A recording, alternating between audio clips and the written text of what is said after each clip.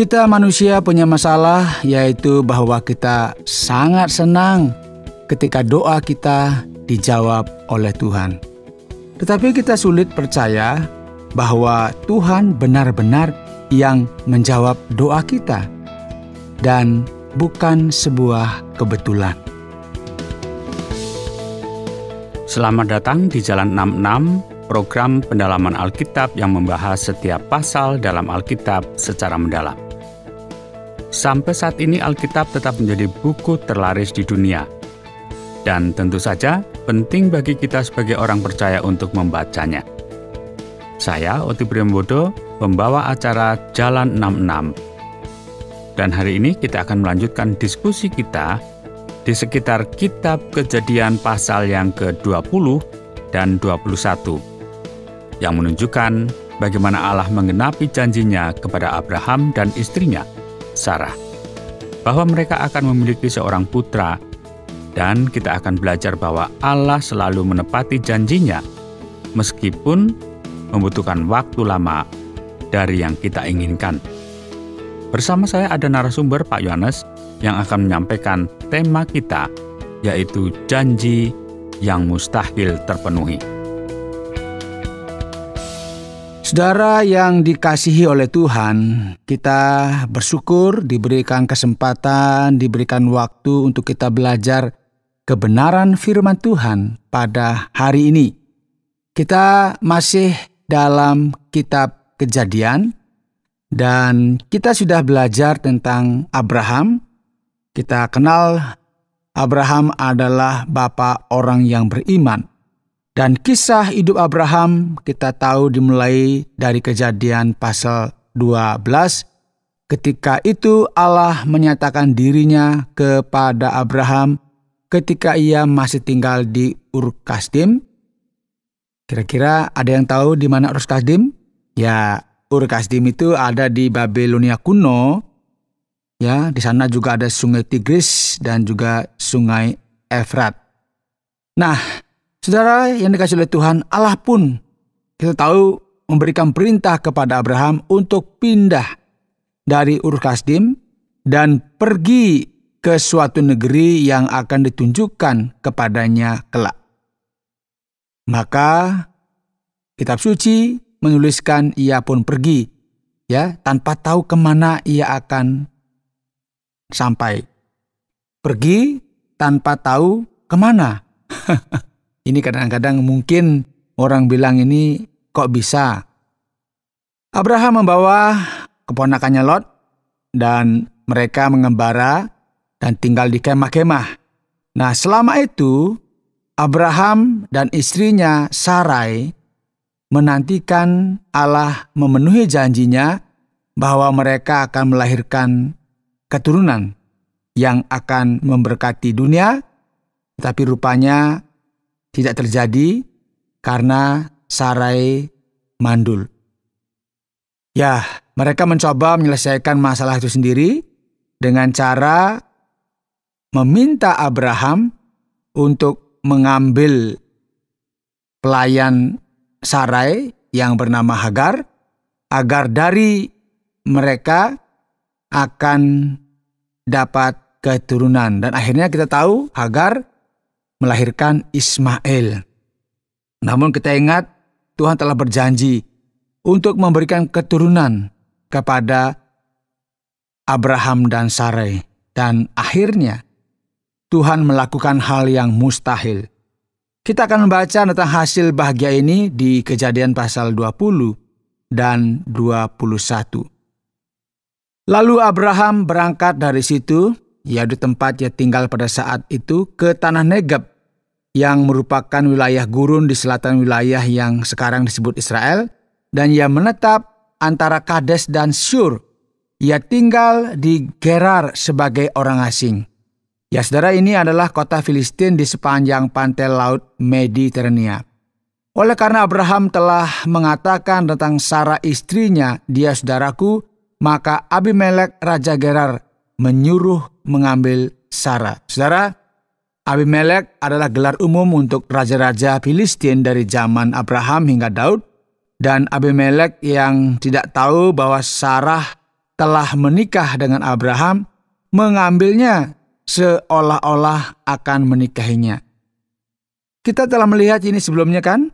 Abraham mengatakan kebohongan yang sama diulangi lagi. Dulu kan di Mesir, sekarang diulangi lagi. Ia mengatakan kepada Firaun bahwa Sarah adalah saudara perempuannya, karena ia takut mereka akan membunuhnya. Sekarang membuat kesalahan yang sama, dan ini juga disampaikan kepada Abimelek.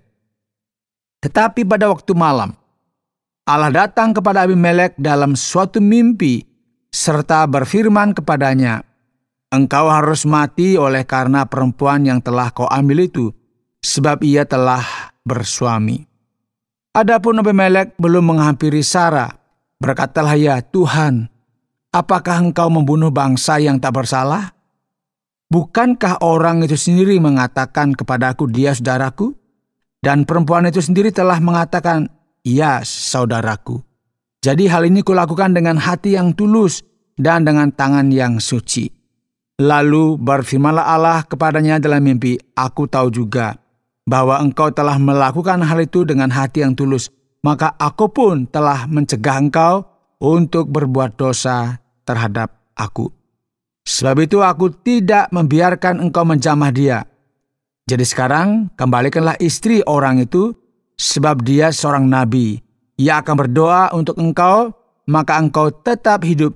Tetapi jika engkau tidak mengembalikan dia, ketahuilah, engkau pasti mati, engkau dan semua orang yang bersama-sama dengan engkau." Saudara, kita perhatikan di sini.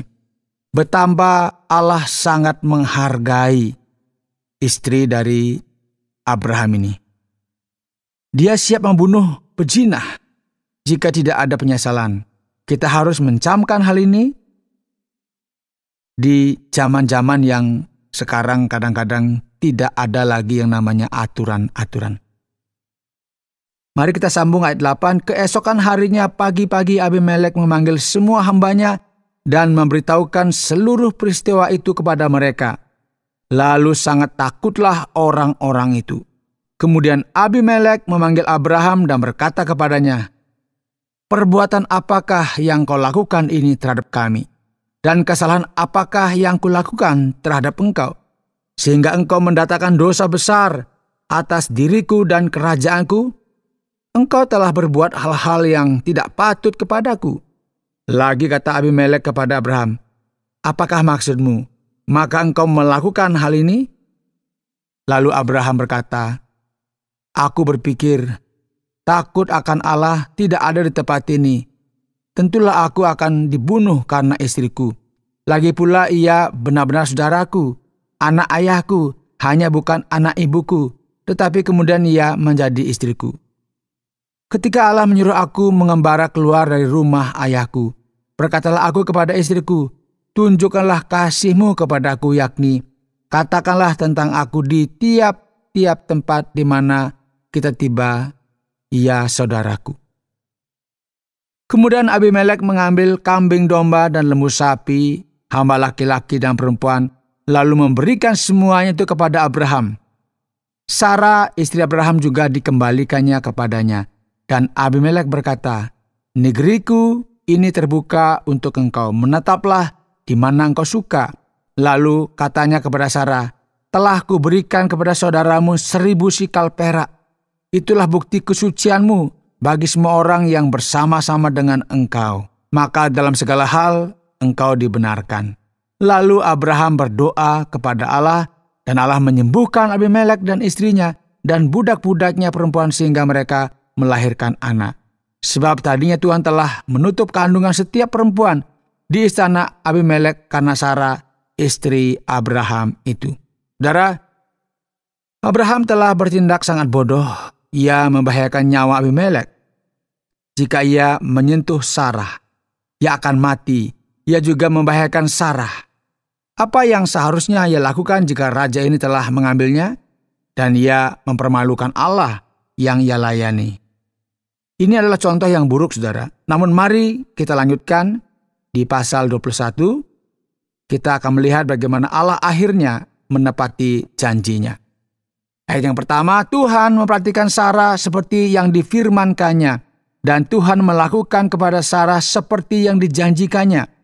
Maka mengandunglah Sarah, lalu ia melahirkan seorang anak laki-laki bagi Abraham dalam masa tuanya, pada waktu yang telah ditetapkan sesuai dengan firman Allah kepadanya. Abraham menamai anaknya yang baru lahir itu Ishak, yang dilahirkan Sarah baginya. Kemudian Abraham menyunat Ishak, anaknya itu ketika berumur 8 hari, seperti yang diperintahkan Allah kepadanya. Adapun Abraham berumur 100 tahun ketika Ishak anaknya lahir baginya. Berkatalah Sarah, Allah telah membuat aku tertawa. Setiap orang yang mendengarnya akan tertawa karena aku. Lagi katanya, siapakah tadinya yang dapat mengatakan kepada Abraham, Sarah menyusui? Namun aku telah melahirkan seorang anak laki-laki baginya pada masa tuanya. Saudara, Ishak itu artinya tawa. Ayat 8, bertambah besarlah anak itu dan ia disapih. Lalu Abraham mengadakan perjamuan besar pada hari Ishak disapih itu. Pada waktu itu Sarah melihat bahwa anak yang dilahirkan Hagar, perempuan Mesir itu bagi Abraham sedang main dengan Ishak, anaknya sendiri. Berkatalah Sarah kepada Abraham, usirlah hamba perempuan itu beserta anaknya, sebab anak hamba itu tidak akan menjadi ahli waris bersama-sama dengan anakku Ishak. Saudara, Sarah mengatakan hal ini dalam kemarahannya karena Ismail sedang mengejek Ishak yang dilahirkannya. Namun ayat ini juga sangat profetik, dan dalam kitab Galatia, Paulus menggunakan untuk menunjukkan perbedaan antara zaman hukum Taurat dan zaman kasih karunia yang sedang kita jalani saat ini. Namun kita akan membahasnya pada sesi berikutnya. Kita sambung di ayat 11. Hal ini sangat menyebalkan Abraham oleh karena anaknya itu. Tetapi Allah berfirman kepada Abraham, janganlah sebal hatimu karena hal anak dan budakmu itu. Dalam segala yang dikatakan Sarah kepadamu, haruslah engkau mendengarkannya. Sebab yang akan disebut keturunanmu ialah yang berasal dari Ishak. Ya, ini berarti bahwa keturunan Abraham akan dihitung melalui garis keturunan Ishak. Tetapi keturunan dari hambamu itu juga akan kubuat menjadi suatu bangsa, karena ia pun anakmu. Keesokan harinya, pagi-pagi Abraham mengambil roti serta sekirbat air dan memberikannya kepada Hagar. Ia meletakkan itu beserta anaknya di atas bahu Hagar, kemudian disuruhnyalah perempuan itu pergi.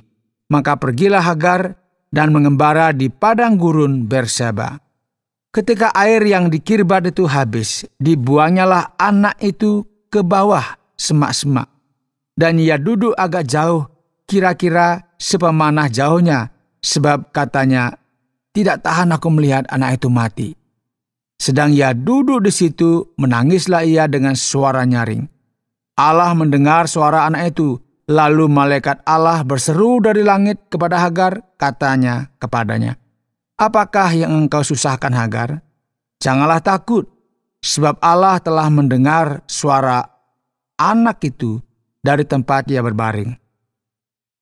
Bangunlah, angkatlah anak itu dan bimbinglah dia, sebab aku akan membuat dia menjadi bangsa yang besar. Lalu Allah membuka mata Hagar, sehingga ia melihat sebuah sumur. Ia pergi mengisi kirbatnya dengan air, kemudian diberinya anak itu minum. Allah menyertai anak itu, sehingga ia bertambah besar. Ia menetap di padang gurun dan menjadi seorang pemanah. Maka tinggallah ia di padang gurun Paran, dan ibunya mengambil seorang istri baginya dari Mesir. Saudara, kita perhatikan di sini bahwa Ismail berusia sekitar 13 tahun saat itu, dan beginilah cara Tuhan menjaga kita dan akan menyelamatkan kita seperti Dia menyelamatkan Hagar yang bahkan tidak mencarinya. Dia berbelas kasihan kepada mereka berdua dan membiarkan mereka menemukan air di padang gurun. Dan sekarang untuk mengakhiri pasal 21, kita kembali ke Abraham ya, saat dia membuat kesepakatan dengan Abimelek, pemimpin suku Filistin. Pada waktu itu Abimelek beserta Pikol, panglima tentaranya, berkata kepada Abraham, Allah menyertai engkau dalam segala sesuatu yang engkau lakukan. Oleh sebab itu bersumpahlah kepadaku di sini demi Allah, bahwa engkau tidak akan berlaku curang kepadaku, atau kepada anak-anakku, atau kepada cucu-cucuku, sesuai dengan persahabatan yang kulakukan kepadamu. Demikianlah harus engkau berlaku kepadaku dan kepada negeri yang kau tinggali sebagai orang asing.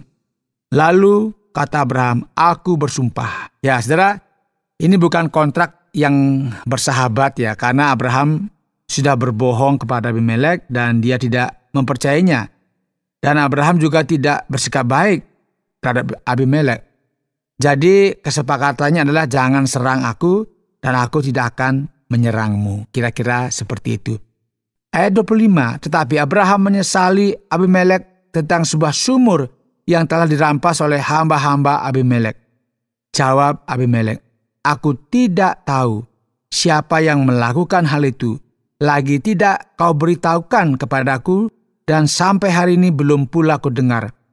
Lalu Abraham mengambil domba dan lembu dan memberikan semuanya itu kepada Abimelek. Kemudian kedua orang itu mengadakan perjanjian. Tetapi Abraham memisahkan 7 anak domba betina dari domba-domba itu. Lalu kata Abimelek kepada Abraham, untuk apakah 7 anak domba yang kau pisahkan ini? Jawabnya, 7 anak domba ini harus kau terima dari tanganku untuk menjadi tanda bukti bagimu bahwa akulah yang menggali sumur ini. Sebab itu orang menyebutkan tempat itu Berseba, karena kedua orang itu telah bersumpah di sana. Setelah mereka mengadakan perjanjian di Berseba, ya Berseba berarti sumur sumpah, pulanglah Abimelek beserta Pikol panglima tentaranya ke negeri orang Filistin. Lalu Abraham menanam sebatang pohon tamariska di Berseba dan memanggil di sana nama Tuhan, Allah yang kekal. Dan masih lama Abraham tinggal sebagai orang asing di negeri orang Filistin. Saudara, Abraham adalah seorang penyembah Tuhan dan sedang belajar bagaimana berseru kepadanya dalam doa. Kita perhatikan ya di Yoel pasal 2 ayat 32, dan akan terjadi bahwa setiap orang yang berseru kepada nama Tuhan akan diselamatkan. Tuhan adalah Yesus ya. Berserulah kepadanya agar kita diselamatkan. Hari ini kita membaca tentang kehidupan Abraham di Jalan 66, program studi Alkitab. Saya, Oti Priambodo, pembawa acara, bersama dengan narasumber Pak Yohanes, sedang mendiskusikan Kitab Kejadian pasal yang ke-20 dan yang ke-21. Pertanyaan yang sering muncul adalah, bagaimana tokoh-tokoh Alkitab tahu bahwa Tuhan sedang berbicara kepada mereka? Bagaimana Abraham tahu dia harus pindah? Apakah dia mendengar suara-suara? Ya, ini perlu kita diskusikan ya. Dalam kitab Ibrani disebutkan bahwa di masa lalu Allah berbicara kepada manusia dengan berbagai cara, termasuk melalui para nabi, dan kita juga akan membaca di Alkitab ya bagaimana manusia melihat penglihatan atau dikunjungi oleh para malaikat Allah. Ya, mimpi juga memiliki peran penting dalam sejarah manusia, dan bahkan hingga kini di Timur Tengah ya Allah masih menyatakan dirinya melalui mimpi. Abraham tahu kapan Allah menyatakan dirinya dan menerima instruksi-instruksi serta beberapa janji yang mungkin nampaknya mustahil ya. Allah datang kepada Abimelek dalam mimpi pada suatu malam dan berkata, engkau akan mati karena perempuan yang telah kau ambil itu. Nah, dalam Injil, Yusuf tahu untuk membawa bayi Yesus ke Mesir karena ia diperingatkan dalam mimpi.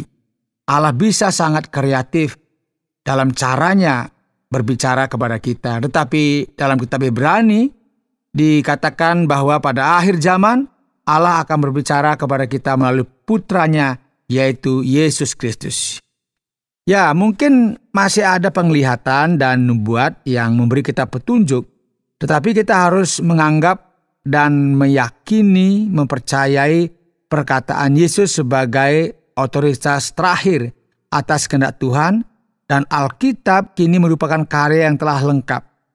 Baik Perjanjian Lama maupun Perjanjian Baru, dan setiap nabi pada masa kini, ya yang dikatakan nabi, yang berbicara atas nama Tuhan harus tunduk kepada apa yang telah tertulis dalam Alkitab. Baiklah, mari kita kembali ke saat Sarah marah kepada Ismail dan berkata kepada Abraham, "Usirlah hamba perempuan ini beserta putranya, karena anak hamba perempuan ini tidak akan menjadi ahli waris bersama-sama dengan anakku, Ishak." Pak Yones tampaknya berpikir ada hubungan kenabian yang penting dalam hal ini. Ya, Rasul Paulus menulis dalam Galatia 4 menjelaskan kepada orang Kristen perbedaan antara hukum Musa dan zaman kasih karunia melalui iman kepada Kristus. Coba saya bacakan di sini ya. Bukankah ada tertulis bahwa Abraham mempunyai 2 anak, seorang dari perempuan yang menjadi hambanya dan seorang dari perempuan yang merdeka? Tetapi anak dari perempuan yang menjadi hambanya itu diperanakan menurut daging, dan anak dari perempuan yang merdeka itu oleh karena janji. Ini adalah suatu kiasan, sebab kedua perempuan itu adalah 2 ketentuan Allah. Yang satu berasal dari Gunung Sinai dan melahirkan anak-anak perhambaan, itulah Hagar. Hagar ialah Gunung Sinai di tanah Arab, dan ia sama dengan Yerusalem yang sekarang, karena ia hidup dalam perhambaan dengan anak-anaknya. Tetapi Yerusalem surgawi adalah perempuan yang merdeka, dan ialah ibu kita. Hukum Taurat diberikan kepada Musa di Gunung Sinai, dan ketika kitab Galatia ditulis, orang-orang Yahudi Yerusalem yang telah menolak Kristus masih terikat seolah pada hukum Taurat.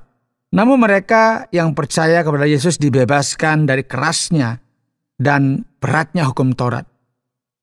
Paulus bahkan mengatakan ini sebuah alegori, di mana Ismail melambangkan hukum Taurat dan Ishak melambangkan Kristus.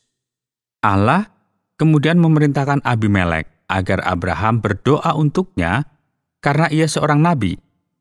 Apakah Abraham memang dianggap sebagai salah satu nabi? Itulah yang tertulis ya. Tuhan telah dengan sangat jelas menyatakan bahwa keturunan Abraham akan menjadi berkat bagi semua bangsa. Jadi tentu ya, Abraham menjalankan tugas sebagai nabi untuk bersyafaat bagi orang lain.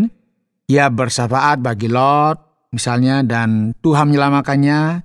Kemudian juga saat kejadian di Sodom, ya, ia bersyafaat bagi Abimelek dan ia disembuhkan. Saya yakin ini adalah pertama kalinya kata nabi digunakan dalam Alkitab. Nah, menurut Pak Yones, mengapa Tuhan butuh waktu begitu lama untuk memenuhi janjinya kepada Abraham? Bahkan, mengapa Tuhan terkadang membutuhkan waktu jauh lebih lama daripada yang kita kira untuk menjawab doa kita? Alasan mengapa Allah membutuhkan waktu yang lama untuk memenuhi janjinya mungkin karena ia ingin menunjukkan bahwa dialah yang berada di balik semua ini, dan bahwa semua ini bukan hasil rekayasa atau usaha manusia. Kita manusia punya masalah, yaitu kita senang doa, dan dijawab itu pasti kegembiraan. Tetapi kita juga sulit percaya bahwa Tuhan benar-benar yang menjawab doa kita, dan itu bukan sebuah kebetulan. Jika Abraham sudah punya anak saat Sarah masih muda, mungkin ada yang bilang itu semua kebetulan. Tuhan pasti memberinya waktu, sehingga hal itu tampak mustahil tanpa campur tangan Tuhan. Saya pikir kita juga belajar bahwa Tuhan berbelas kasih dan sabar terhadap Hagar dan Ismail. Meskipun mereka tidak termasuk dalam garis keturunan yang Tuhan katakan akan sampai kepada Ishak, Tuhan bisa saja membiarkan mereka mati kehausan di padang gurun, tetapi Dia pun menyediakan jalan bagi mereka. Ya, dan jika kita ingin meneladani Tuhan, kita juga perlu bermurah hati dan ramah, bahkan kepada orang-orang di luar lingkaran kita. Orang-orang yang saat ini mungkin menjadi musuh Tuhan, mungkin suatu hari nanti akan mengenal dan melayani Tuhan. Dan kita nggak pernah tahu bagaimana kita dapat memengaruhi mereka dengan kebaikan kita. Baiklah Pak Yones, ini merupakan sebuah pelajaran yang cukup berharga. Terima kasih banyak atas jawaban yang sudah diberikan, dan sekarang bagaimana kita akan meringkas kedua pasal ini, yaitu Kejadian pasal yang ke-20 dan yang ke-21. Pelajaran terbesar dari kelahiran Ishak adalah bahwa Allah tidak pernah gagal. Dia menepati janjinya meskipun itu membutuhkan waktu yang sangat lama. Seringkali kita tergoda untuk menyerah atau mencoba mempercepat jawaban doa kita kepada Allah dengan usaha-usaha kita sendiri. Saudara yang dikasihi oleh Tuhan, ingatlah, tetap nantikan Tuhan. Tuhan tidak pernah terlambat untuk menolong kita. Allah tahu segalanya, termasuk cara terbaik untuk menjawab dan kapan waktu yang paling tepat. Tuhan sepenuhnya menyadari situasi Anda dan jauh lebih tahu daripada Anda kapan segala sesuatu seharusnya terjadi. Sementara itu, kembangkanlah kemampuan Anda untuk terus menjadi orang yang percaya. Latihlah kesabaran Anda. Pasal ini diakhiri dengan menunjukkan kepada kita sekali lagi bahwa Tuhan bekerja di balik layar untuk menepati janjinya, bahkan ketika tampaknya mustahil. Dan ingatlah, Dia juga masih memberkati bangsa-bangsa melalui keturunan Abraham, seperti yang telah Dia janjikan sejak dahulu kala. Terima kasih Pak Yones. Dan kita akan lanjutkan ke bab yang ke-22 pada program berikut untuk melihat ujian yang terbesar bagi Abraham. Saudara pendengar, karena waktu yang tidak memungkinkan, kita akhiri program Jalan 66 kali ini. Kami menantikan Anda untuk tetap mengikuti pelajaran berikut dalam lanjutan pembelajaran Alkitab yang memberikan pelajaran menyeluruh tentang firman Tuhan. Jika Anda memiliki pertanyaan atau berespon terhadap topik berhubungan dengan program ini, silakan menyampaikan melalui WhatsApp ke nomor 081 333 777 386. 081 333 777 386. Terima kasih atas perhatian Anda.